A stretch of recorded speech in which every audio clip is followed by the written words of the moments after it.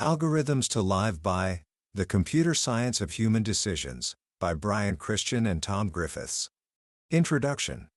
Imagine for a moment you're looking for a new apartment in the busiest city you can think of. Every day, new listings pop up, and within minutes, they're gone. Open houses are swamped with people, all ready to hand over a deposit check on the spot. You see a place you like. It's not perfect, but it's pretty good. The clock is ticking. Do you take it and risk missing out on an even better apartment that might show up tomorrow? Or do you walk away, knowing this one will be gone forever, and risk finding nothing better at all? This isn't just about apartments. It's the same dilemma you face when dating. When do you decide to commit to someone, knowing you haven't met everyone you ever will? What if your perfect match is still out there? But what if you let the best person you'll ever meet walk away because you were too busy looking? It's a cruel, almost paradoxical situation. To make a good decision, you need information. But the very act of gathering that information, looking at more apartments, going on more dates, jeopardizes your chance of getting the best outcome. What if I told you there's a mathematically proven answer to this question? Not just a vague feeling or a piece of folk wisdom, but a precise, calculated number. The answer is 37%. If you have a month to find an apartment, spend the first 37% of that time, about 11 days, just looking. Don't commit to anything, no matter how good it seems. You are simply calibrating your expectations, learning what's out there. But after those 11 days are up, you must be ready to leap. The rule is simple. Commit to the very next apartment you see that is better than every single one you saw before. This isn't just a clever trick. It is the provably optimal solution. This is a class of problems that mathematicians call optimal stopping, and the 37% rule is our best guide. This single idea gives you a glimpse into the profound wisdom hidden in the world of computer science. And that's what we're here to talk about today. We're diving into a remarkable book called Algorithms to Live by, written by Brian Christian and Tom Griffiths. This isn't a book about technology or coding. It's a book about human decisions. It takes the most powerful problem-solving strategies from computer science, strategies that computers use to manage memory, schedule tasks, and make predictions, and applies them to our own lives. By the end of our journey today, you'll discover that you don't need a therapist for some of life's most agonizing decisions. You need an algorithm. You will learn the hidden rules for balancing new experiences with old favorites, for organizing your life without becoming overwhelmed, and for knowing when it's better to think less, not more. This book offers a new vocabulary for understanding the world, and a chance to learn something truly new about ourselves. Book summary. Every day, all of us face a particular set of problems. These problems aren't about our jobs or our relationships in particular. They are deeper than that. They arise from the simple fact that our lives are finite. We have a limited amount of time in a day, a limited amount of space in our homes, and a limited amount of attention in our minds. What should we do, and what should we leave undone? How much mess should we tolerate, and how much order is too much? What's the right balance between trying new things and enjoying our old favorites? These might seem like uniquely human questions, but they're not. For over half a century, computer scientists have been grappling with the exact same dilemmas. How should a computer processor divide its attention? When should it switch tasks? How should it use its limited memory? And in solving these problems for machines, they have stumbled upon profound answers for how we, as humans, can live better lives. Let's start with that 37% rule we talked about. This is the answer to what's called an optimal stopping problem.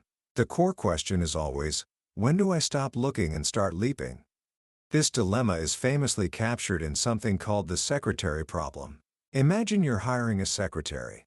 You interview applicants one by one in a random order. You can offer the job to any applicant at any time, and they will accept. But here's the catch. If you pass on someone, you can't go back. They're gone forever.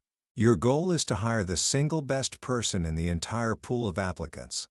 If you hire too early, you might miss out on an even better candidate who is next in line. But if you wait too long, the best candidate might have already come and gone. This is the tightrope you have to walk. The optimal solution, as we've seen, is the look then leap rule. You spend the first 37% of your search period in the look phase. You interview candidates, gather data, and establish a baseline of quality, but you are forbidden from hiring anyone. After that 37% mark, you switch to the leap phase. You are now prepared to instantly hire the very first person who is better than everyone you saw in the look phase. What's truly fascinating is that this strategy not only gives you the best possible chance of success, but that chance of success is also 37%. Yes, that means that even when you follow the perfect strategy, you will fail to find the 163% of the time. This might sound disheartening, especially for those of us who frame romance as a search for a soulmate. But there's a silver lining. If you were hiring at random from a pool of 100 applicants, you'd have a 1% chance of finding the best one. From a pool of 1,000,000, your chances would be almost zero. But with the 37% rule, your odds of finding the best person in a pool of 100 is 37%. And in a pool of 1,000,000, it's still 37%. The larger the pool of options, the more powerful this simple algorithm becomes. Of course, life is a little messier than the classic secretary problem.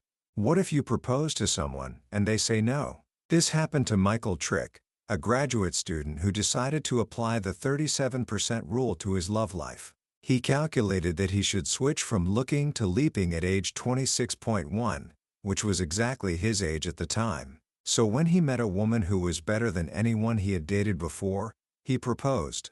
And she turned him down. Mathematicians have a solution for this too. If there's a chance of rejection, you should simply start making offers earlier. If you have a 50-50 chance of being turned down, for instance, you should start proposing after looking at just 25% of your options. And what if you can go back? The legendary astronomer Johannes Kepler, after his first wife died, courted a total of 11 women. He was most taken with the 5th woman he met, but his restlessness pushed him to keep looking.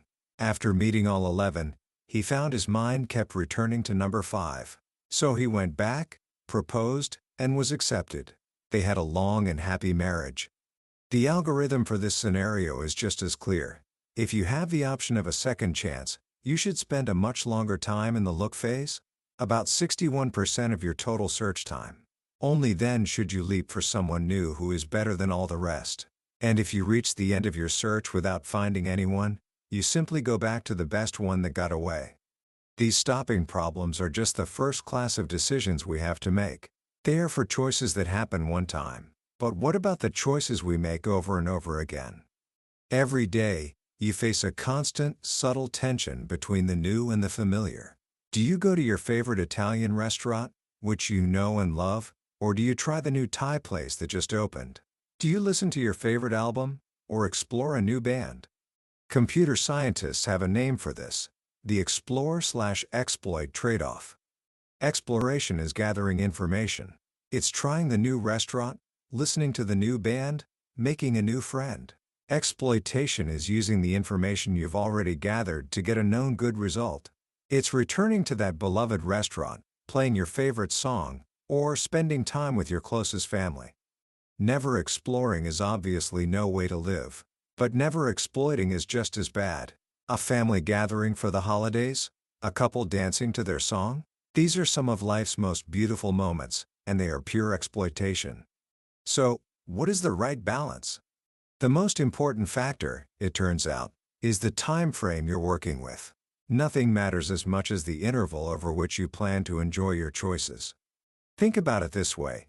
If you move to a new city, you're more likely to try a lot of new restaurants. You are in explore mode.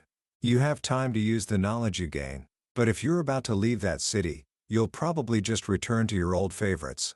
You are in exploit mode, cashing in on the knowledge you've gathered. The value of discovering a new favorite can only go down over time, as the opportunities to enjoy it dwindle. This simple insight explains so much about the arc of a human life. Think about children. They seem to have no ability to focus. They jump from one toy to another, put everything in their mouths, and press buttons at random. From an exploit perspective, they look terribly inefficient, but from an explore perspective, they are doing exactly what they should be. Childhood is a protected period where you can just explore possibilities, without worrying about getting a payoff, because your parents are taking care of that. Children are the research and development department of the human species. At the other end of life, we see the opposite. As people get older, their social circles tend to shrink. This isn't a sad story of disengagement, it's a deliberate choice. Researchers have found that older people prune their peripheral relationships to focus their limited time and energy on the people who matter most, their closest friends and family. They are shifting from exploration to exploitation, and it is a perfectly rational response to having less time ahead of them. This is why studies often find that older adults report higher levels of emotional well-being than younger adults. They are savoring the fruits of a lifetime of exploration. So how do we navigate this trade-off in our daily lives? The most famous formulation of this problem is called the multi-armed bandit. Imagine walking into a casino filled with slot machines, or one-armed bandits. Each machine has a different, unknown chance of paying out. Your goal is to maximize your winnings. This means you'll have to pull some arms just to test them out exploring, and then favor the ones that seem to pay out the most exploiting. Let's say you've played one machine 15 times and it's paid out 9 times. You've played another machine only twice, and it's paid out once. The first machine seems better, with a 60% win rate compared to 50%, but you have so little information about the second machine. It could, for all you know, be a hidden jackpot. Which one should you pull? The answer comes from a brilliant piece of mathematics called the Gittins index. It assigns a single number to each slot machine, a number that elegantly balances its past performance with the uncertainty you still have about it. The rule is simple. Always play the arm with the highest index. What the Gittins index reveals is something astonishing. An arm you've never pulled before, a record of 0 wins and 0 losses, has an incredibly high score. The unknown gets a massive exploration bonus. Why? Because the unknown has a chance of being better than anything you've ever tried before. The Gittins index gives us a formal, rigorous justification for preferring the unknown, for trying new things. It tells us that the grass on the other side of the fence really is greener. Or at least, it's rational to act as if it is, because of the value of the information you might gain. There's another powerful strategy for this trade-off, and it comes from focusing not on maximizing your wins, but on minimizing your regrets. Before he started Amazon, Jeff Bezos had a secure, well-paying job. He used what he called a regret minimization framework to make his decision. He projected himself forward to age 80 and asked, "Will I regret having tried this thing called the internet?" He knew he wouldn't regret trying and failing, but he knew he would absolutely regret not trying. Computer science has algorithms that do exactly this. They are called upper confidence-bound algorithms.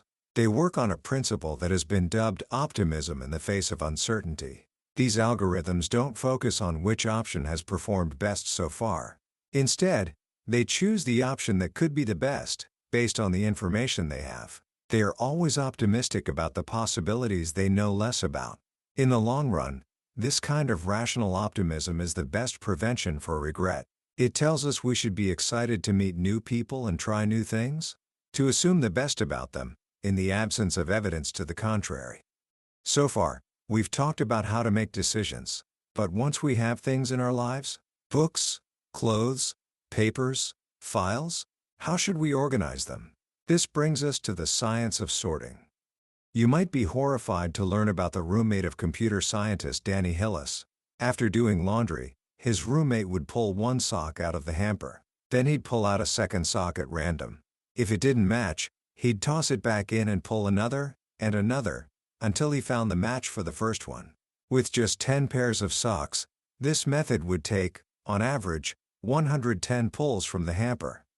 This story reveals the first and most fundamental law of sorting. Scale hurts. Sorting 100 books takes more than twice as long as sorting 2 shelves of 50 books. The more you take on, the worse the problem gets. This is what computer scientists call a diseconomy of scale. There are many ways to sort things. One of the most intuitive is called bubble sort.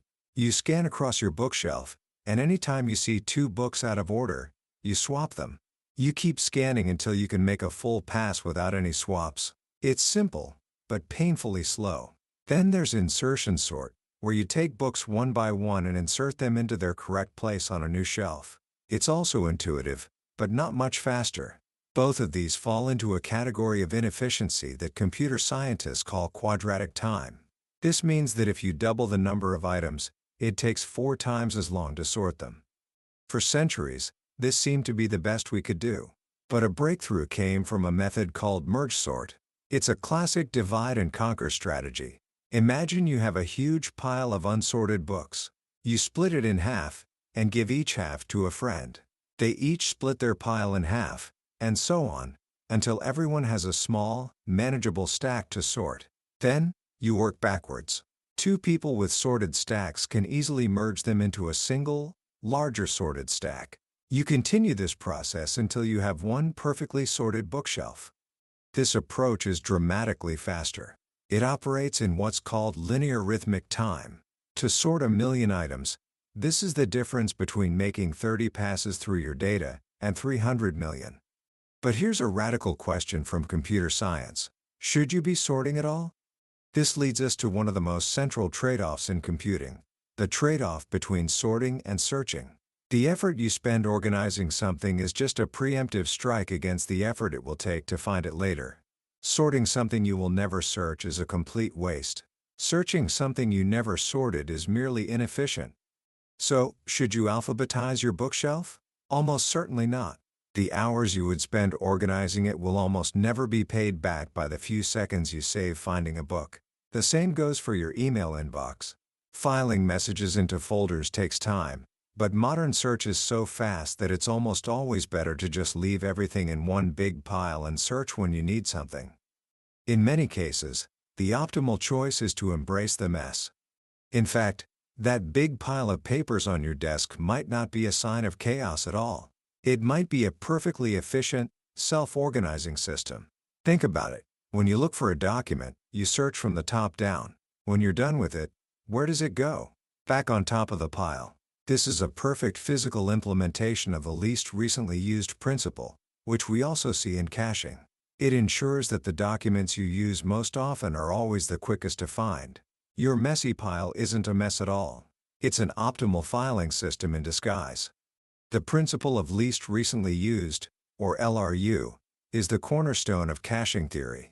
A cache is a small, fast memory where a computer keeps the information it's most likely to need soon. Your brain does this, your office does this, and even libraries do this. When a cache gets full, you have to decide what to throw out, or evict. The LRU principle says you should always evict the item that's gone the longest without being used. It assumes that the best guide to the future is a mirror image of the past. This simple rule is surprisingly powerful. It suggests that when you're cleaning out your closet, you shouldn't throw away a t-shirt just because it's old. The real question is, when was the last time you wore it? This brings us to one of the most difficult challenges we face, scheduling. You have a long list of tasks. Some are urgent, some are important. Some depend on others. What should you do first? The first lesson of scheduling theory is that you must make your goals explicit. You can't declare a schedule a winner until you know how you're keeping score. If your goal is to minimize your maximum lateness, that is, to make sure your most overdue task is as little overdue as possible, the optimal strategy is simple. Earliest due date. Just work on tasks in the order of their deadlines. Surprisingly, how long each task will take is completely irrelevant. But what if your goal is just to get things done as quickly as possible, to shrink your to-do list? Then the best strategy is shortest processing time. Always do the quickest task you can. This is great for your peace of mind, as it clears small tasks off your plate rapidly. Of course, not all tasks are created equal. Some are more important than others.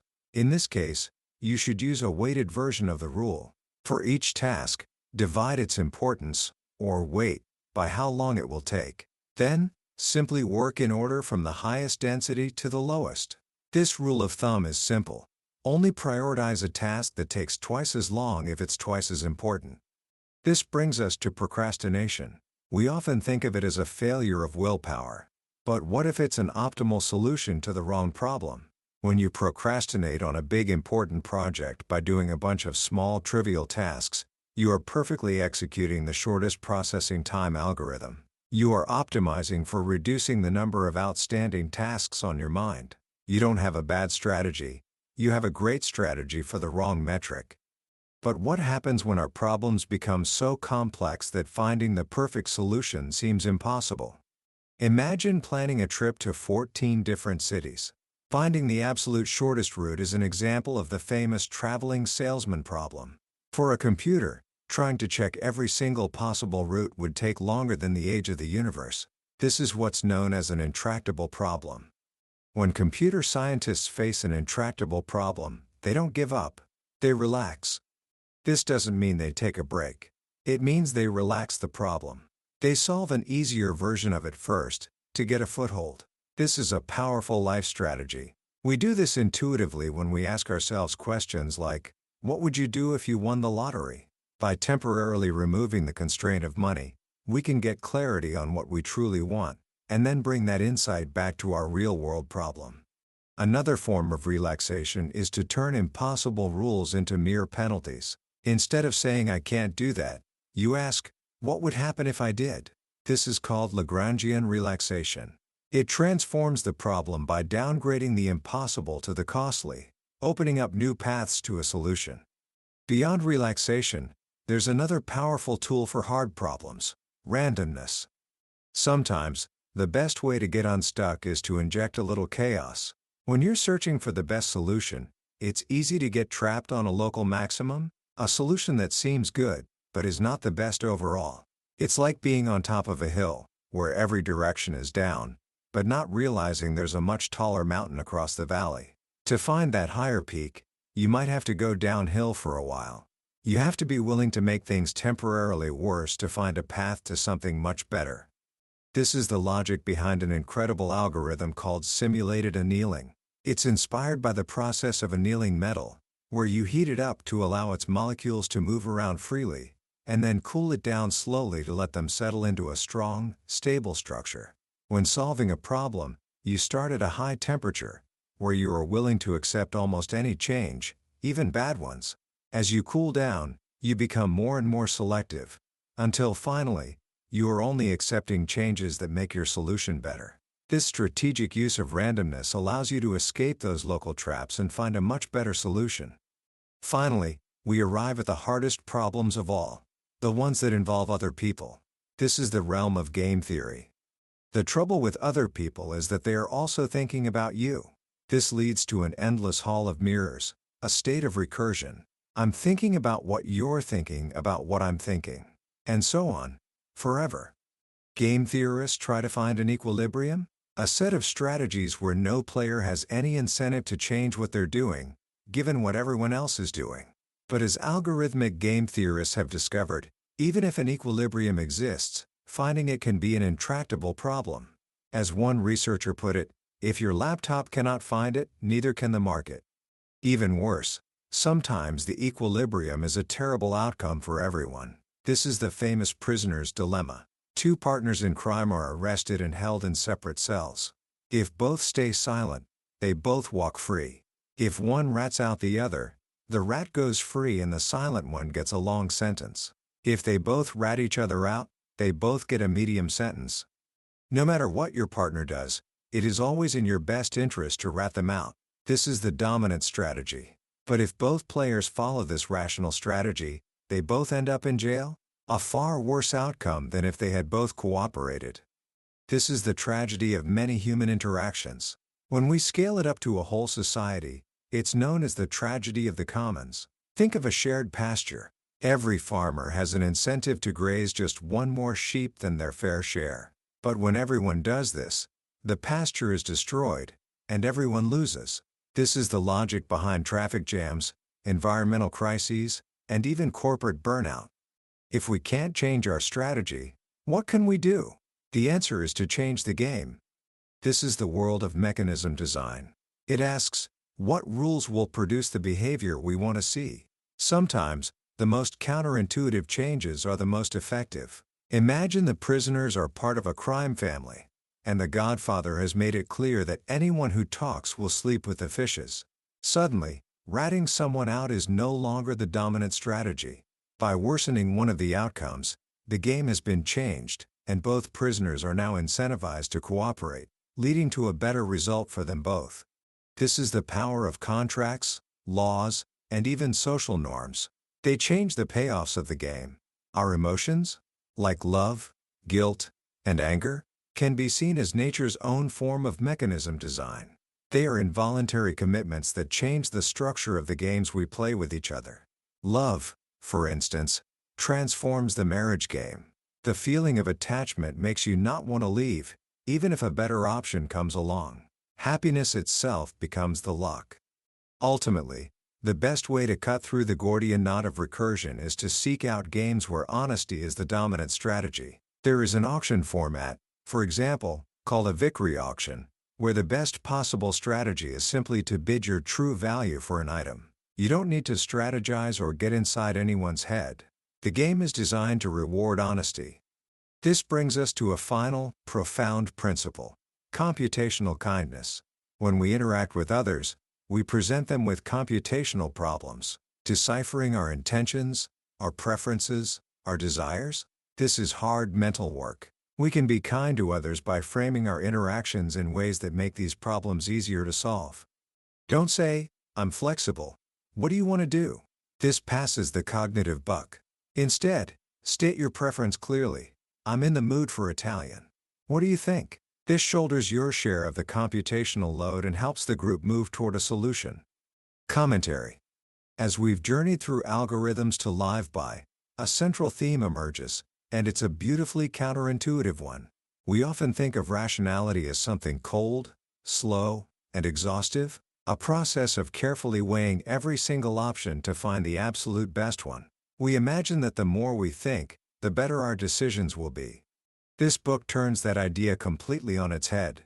It teaches us that true rationality is often about recognizing the constraints we're under: limited time, limited information, a constantly changing world, and finding the wisest way to act within those limits.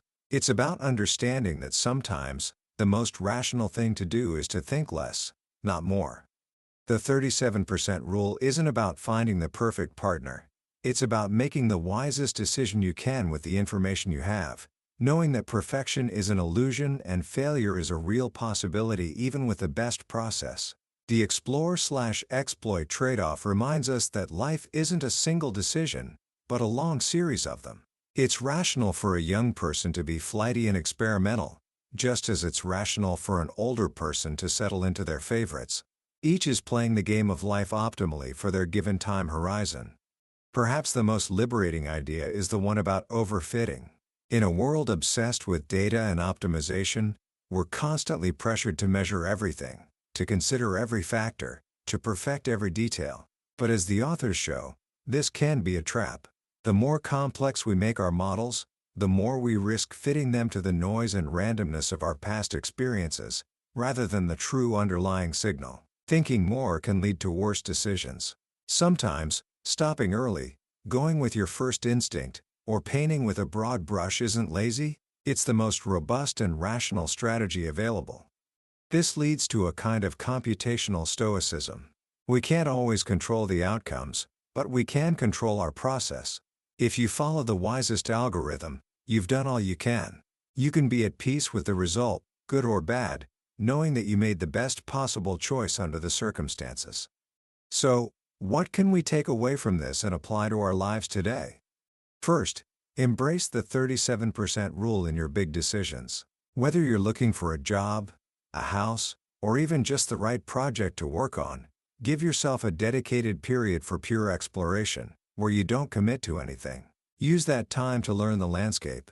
After that, trust the process and be ready to leap. Second, be conscious of your life's interval. Ask yourself, am I in an explore phase or an exploit phase? If you're young or new to a field, give yourself permission to try new things, to wander, to fail. If you're further along, give yourself permission to savor what you've learned, to deepen your connections with the people and things you love most. And third, practice computational kindness. When you're making plans with others, don't just say "I'm open to anything." State a preference, make a suggestion, reduce the computational burden on those around you. It's not about being pushy, it's about being a better collaborator in the complex game of life. That was a summary of Algorithms to Live by Brian Christian and Tom Griffiths. We've journeyed through some of the biggest ideas today, but I'll be honest with you, a summary can only take you so far. The real magic of a book like this happens in the quiet moments of reading, when a particular story or a simple phrase connects with your own life in a way you didn't expect. This summary is designed to help you decide if this book is worth your time. If any of the ideas we've explored today have sparked your curiosity or given you a new way to think about a problem in your life, I encourage you to grab a copy. Reading it isn't just about learning. It's an experience that can genuinely change the way you navigate your daily decisions. The link to the book is in the description below. Also, if you found this journey valuable, please take a moment to hit that like button and subscribe to Billionaire's Bookshelf. It tells us that we're on the right track, and it ensures you won't miss our next dive into another life-changing book. Let's keep learning and growing together.